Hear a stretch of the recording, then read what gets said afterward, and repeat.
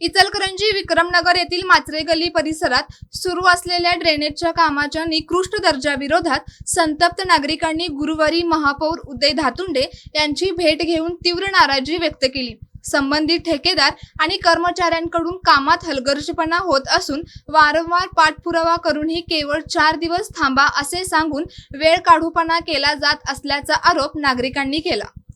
ड्रेनेजसाठी टाकण्यात आलेल्या 9 इंची पाईपलाईन योग्य पद्धतीने बसविण्यात आलेली नाही।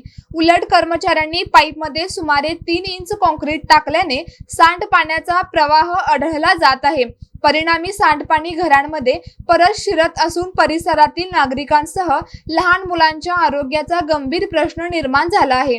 यावेळी महापौर उदय धातुंडे यांनी संबंधित अधिकाऱ्यांना इतर सर्व कामांपेक्षा या ड्रेनेजचे काम प्राधान्याने पूर्ण करण्याच्या सूचना दिल्या।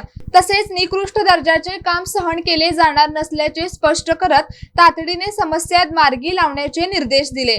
दरम्यान 4 दिवसात काम पूर्ण झाले नाही तर घरात साचलेले सांडपाणी बादल्यांमध्ये भरून थेट महानगरपालिकेत आणू असा इशारा नागरिकांनी दिला। यावेळी महापौर उदय धातुंडे, नगरसेवक विनय महाजन, नगरसेवक विठ्ठल चोपडे तसेच माचरे गल्ली परिसरातील नागरिक मोठ्या संख्येने उपस्थित होते।